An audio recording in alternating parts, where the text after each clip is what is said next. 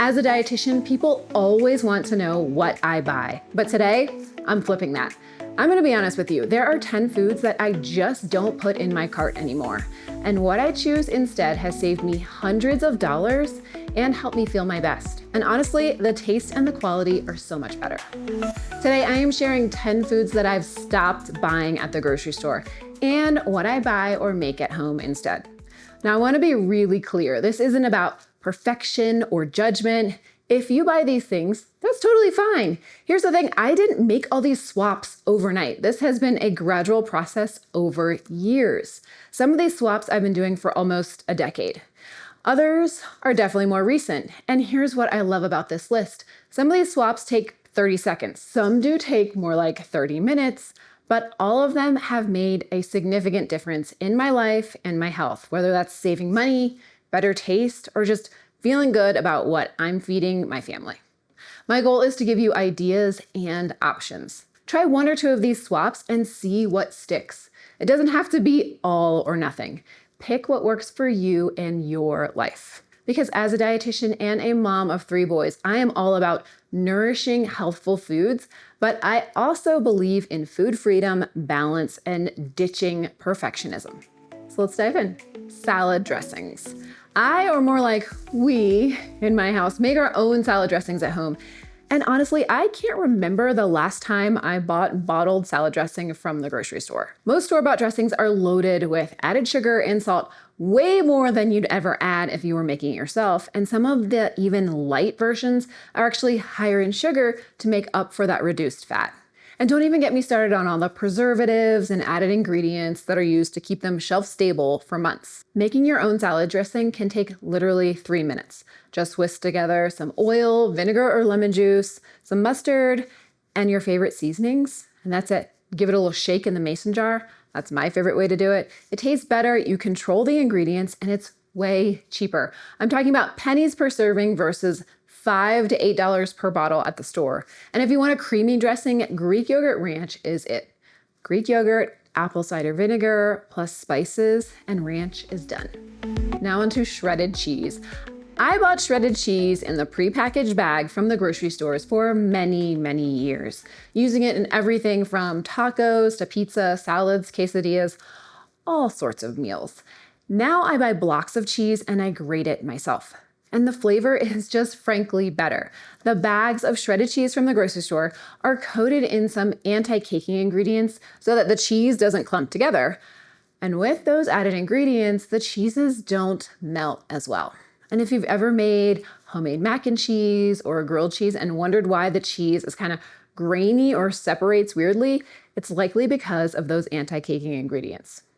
This one is so simple. I just use a good old box grater, or sometimes my food processor if I'm doing a big batch, like 4 mac and cheese. It takes an extra minute or 2, but the difference in flavor and texture is incredible. Plus, block cheese is often cheaper per pound than that pre-shredded. All right, hear me out on homemade pancake mix. And I totally get it that the store-bought version has a convenience factor for sure. But here's what I do instead that's almost just as easy. I make my own homemade Kodiak-style protein pancake mix. And I keep the dry mix on hand in a big container. Clearly we need to make more. I keep this in my pantry so that all I need to do or my kids need to make pancakes is add the eggs, the milk, whisk, and cook. And I have the little ingredients on here for them. For the homemade Kodiak style mix, I put together whole wheat flour, oat flour, some protein powder, baking powder, a little brown sugar and salt, stored in that container, and boom, instant pancakes whenever we want them. No extra additives or weird artificial flavors. And then I control exactly how much protein and fiber goes into them. My kids will literally make these for themselves on a Saturday morning, and they are ages 10, 10, and 7. They just scoop out the mix, add eggs and milk, and they're good to go. And it's just as convenient as the box stuff, way cheaper and definitely healthier. If you've seen my last What I Eat in a Day video, you know that in my house, we've been making our own sourdough bread for almost 8 years now. And it is definitely a habit at this point. When we lived in Germany, I remember one of my German friends asking why American bread tastes like dessert. Our prepackaged breads can be so sweet and yet really have no other flavor. And the texture can be kind of like a soft sponge. It's squishy because of all the dough conditioners and additives they use to extend that shelf life. Now, if you got into the sourdough craze during COVID, maybe you're making your own bread too. In my house, we make sourdough bread pretty regularly.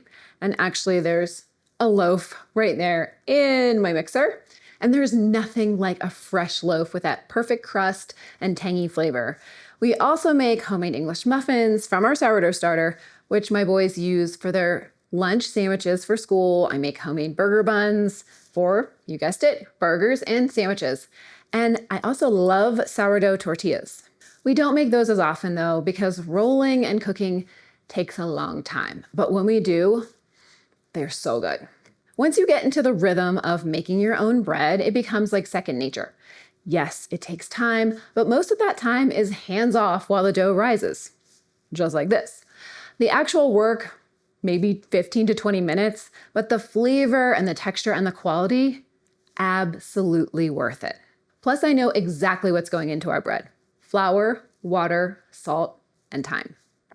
Real quick, if these tips are resonating with you, hit that subscribe button now. Subscribing really helps keep this channel going. It's free and it means I can keep sharing realistic nutrition advice. Now let's get to the top 5. Next up is granola, which I love, but store-bought granola can cost $8 to $10 a bag, and making it at home costs a literal fraction of that. You just mix up oats, nuts, seeds, a little maple syrup or honey, a little oil, bake it into the oven for 20 minutes. And I have granola for, well, in my house with 3 boys, it lasts maybe 4 days max. But for other people, it'll last you a week, if not more. But the point is that it's so much cheaper and you can make a big batch whenever you run out. Plus, the store-bought versions are often loaded with added sugar, while homemade lets me control that. I can add the mix-ins my family likes, adjust the sweetness, and make it exactly how we want it. It's one of the easiest meal prep wins, and my boys literally ask me to make more. You know it's good when your kids are requesting the homemade version over store-bought. And I am telling you, there is nothing better than the smell of granola baking in the oven. All right, we're halfway through, and I have to say these next 5 swaps are the ones that made the biggest difference for me. So let's keep going. Store-bought baked goods. Those plastic wrapped muffins and cookies, they might look tasty, but they are loaded with kind of a lot of junk ingredients, preservatives, way more sugar than you need. And these products are designed to sit on a shelf for months without going bad, which is food science at work here.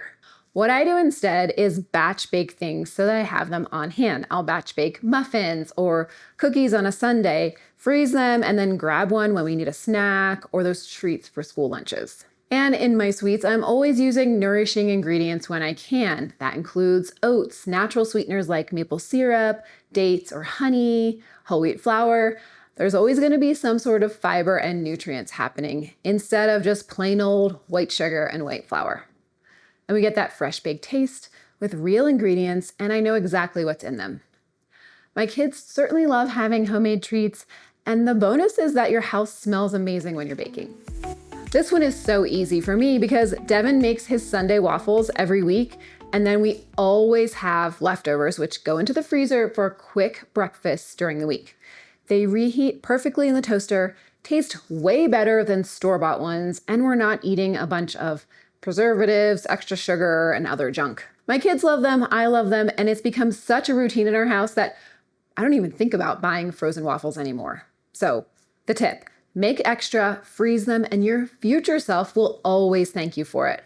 Plus, you can customize them too. Add blueberries, add chocolate chips, make them fully whole wheat, add a little more protein powder, make it how you would like it. You can't do that with frozen boxes. I know, rotisserie chickens are a weeknight lifesaver, but I stopped buying them because I can roast a whole chicken at home for way less money, and then I get to use the bones for homemade broth. Store-bought rotisserie chickens can have upwards of 1,000 milligrams of sodium per serving, which is a lot if you're trying to watch your salt intake or just keep your salt intake to normal levels. When I roast my own, I control exactly how much salt goes on there. Plus, I get to season it how I want. And roasting a chicken at home is kind of almost no hands-on time. Seasoning it, popping it into the oven, and then while it's roasting, I can be doing other things. And the house certainly smells incredible. And then we have chicken for multiple meals throughout the week. Shred it for tacos, add it to salads, use it in soups. And then those bones go into the slow cooker with some vegetables and some water. And then you have the most nourishing, mineral-rich broth that tastes way better than the box version. The biggest task here is honestly the cleanup. But just like all the other tips, once you start implementing this and it becomes part of your routine, it's an easy habit to stick to. Now, number 9 and 10, I swapped out years ago, and they can be the biggest impacts to better your health. We have to talk about soda. I gave up soda years ago, before I met Devin. I think I was in college maybe at that time, because soda is just pretty terrible for your health. It's basically liquid sugar, and what do we know about sugar? It is an accomplice to inflammation, which is just not good for us. Instead, I keep sparkling water in my fridge pretty much at all times. And when I occasionally want something a little extra, I'll mix up some pomegranate juice or some cranberry juice with my sparkling water, a little squeeze of lime or lemon. It feels a little different and special, and I get that fizzy satisfaction without the sugar crash. My energy levels are so much better. They're more stable throughout the day. I'm not dealing with that 3 p.m. slump anymore. You know that feeling when you have a soda mid-afternoon and then an hour later you feel a little bloated and kind of exhausted? The worst. That's the blood sugar spike and crash. And when I cut out soda, that went away completely. Plus, soda's expensive. A 12-pack of cans can easily be, $12. And if you're drinking 1 or 2 a day, that adds up very fast. Sparkling water is much cheaper. I can flavor it however I want. Lemon, lime, a splash of cran, whatever sounds good that day. Number 10, coffee creamer. I gave up sugar and creamer in my coffee years ago, and I am so glad I did. As a dietitian, I work with clients daily on cutting back on creamers in their coffee. And here's why. Starting your day with loads of sugar just sets you up for energy and mood crashes throughout the day, not to mention that inflammation. Those flavored creamers, they can have 5 to 7 grams of sugar per tablespoon. And let's be honest, most of us are using way more than 1 tablespoon in a cup of coffee. That means you could be starting your day with 20 plus grams of sugar just in your coffee. That's like eating a candy bar for breakfast. Now, I personally use unsweetened soy milk in my coffee and no other sweetener. I've also used unsweetened almond milk or just regular skim milk as well. And my latest fun tip for my coffee came courtesy of my husband, Devin. He got me an electric frother. Let me grab it. This little guy is so cheap and it makes your morning coffee kind of special. So here I will froth my milk before adding it to my morning coffee cup, and it becomes kind of a fancy latte, and I love it. And this was, maybe $10 on Amazon. It's awesome. So those are my 10 foods that I no longer add to my grocery cart, and the swaps have helped me feel my best and also helped us save money. Now remember, I didn't make all these changes at once. This was a gradual shift over years, and you can absolutely do the same. Drop me a comment and let me know what you've cut out or what you plan to after watching this video. Pick one swap that resonates with you and start there.